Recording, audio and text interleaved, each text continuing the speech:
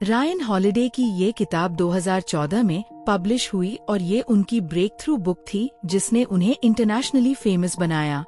यह किताब Marcus Aurelius की एक लाइन पर बेस्ड है, the impediment to action advances action, what stands in the way becomes the way, यानी जो ऑब्स्टिकल है वही पाथ है।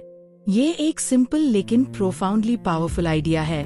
रायन हॉलिडे ने इस स्टोइक फिलॉसफी को हिस्ट्री के मोस्ट एक्स्ट्राऑर्डिनरी पीपल की स्टोरीज से इलस्ट्रेट किया है।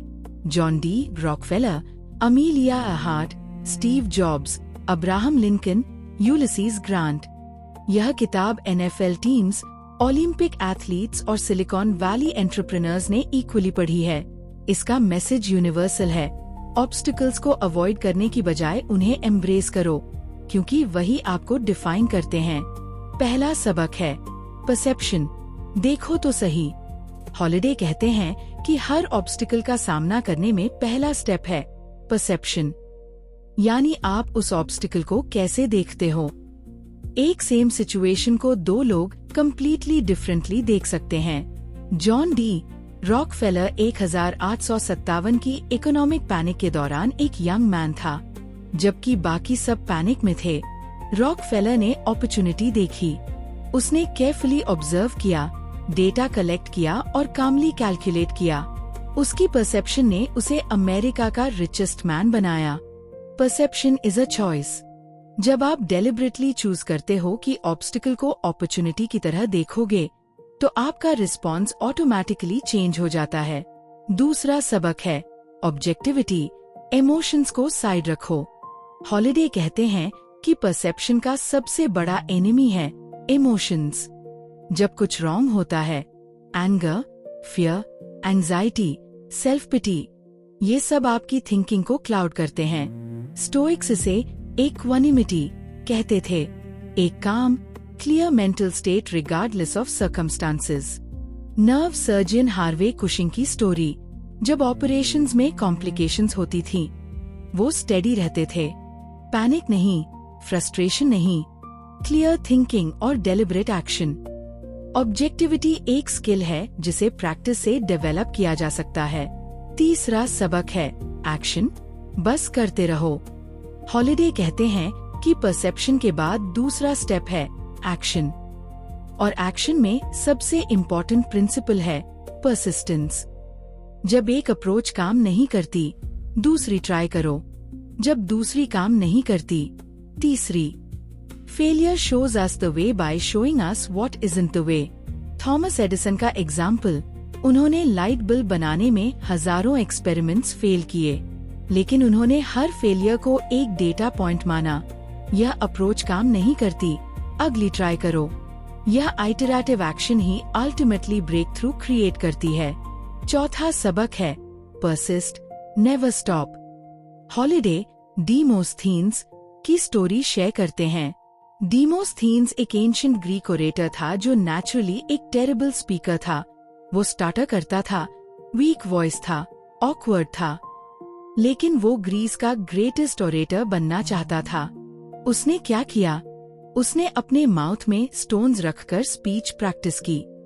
वो बीचेस पर वेव्स के ऊपर बोलता था ताकि अपनी वॉइस प्रोजेक्ट करना सीखे। वो अंडरग्राउंड चेम्बर में रहता था और स्टडी करता था। यह परसिस्टेंट, फोकस्ड एफर्ट, ऑब्स्टिकल्स के बावजूद अल्टीमेटली उसे ग्रेटेस्ट ग्रीक ओरेटर बनाया। पांचवा सबक है विल, इंटरनल स्ट्रेंथ। हॉलिडे कहते हैं कि परसेप्शन और एक्शन के बाद तीसरा और मोस्ट प्रोफाउंड एलिमेंट है विल। यह वो इनर स्ट्रेंथ है जो आपको तब सस्टेन करती है जब कुछ भी काम नहीं करता। जब एक्सटर्नल ऑब्स्टिकल्स इतने लार्ज हों कि आप उन्हें चेंज नहीं कर सकते, तो आप अपना इंटरनल रिस्पॉन्स चेंज कर सकते हो।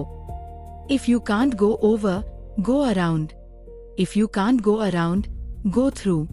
If you can't go through, endure. यह अमोर फटी है, love of fate. Not just accepting what happens, but willing it to happen. छठा सबक है prepare for the worst, premeditation malorum. Holiday stoic practice premeditation malorum introduce करते हैं, premeditation of adversity. ये practice है जानबूझकर worst case scenarios के बारे में सोचना, not to be pessimistic but to be prepared.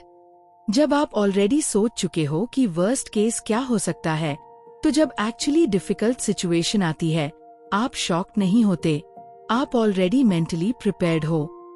Ancient Stoics daily ये प्रैक्टिस करते थे और यही उनकी एक्स्ट्रा ऑर्डिनरी रेजिलियंस का सीक्रेट था। 7वां सबक है मोमेंटो मोरी, डेथ एज मोटिवेटर। हॉलिडे किताब को एक प्रोफाउंड नोट पर एंड करते हैं।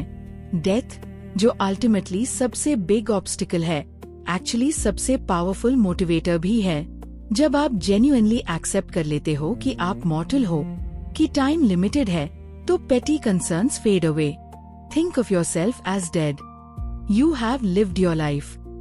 Now take what's left and live it properly. Marcus Aurelius ने ये लिखा। यह मॉर्बिड नहीं है, यह क्लैरिफाइंग है। डेथ का अवेयरनेस आपको प्रेजेंट मोमेंट में और व्हाट ट्रूली मैटर्स पर फोकस करता है। इस किताब का सार यही है, ऑब्स्टिकल्स इनएविटेबल हैं, स्ट्रगल इनएविटेबल है, लेकिन आपकी रिस्पॉन्स नहीं है। परसेप्शन चेंज करो, परसिस्टेंट एक्शन लो और विल को स्ट्रॉन्ग रखो। जो आपके रास्ते में है वही आपका रास्ता है। हर ऑब्स्टिकल में एक लेसन है, हर फेलियर में एक पाथ है। The obstacle is not in the way, the obstacle is the way।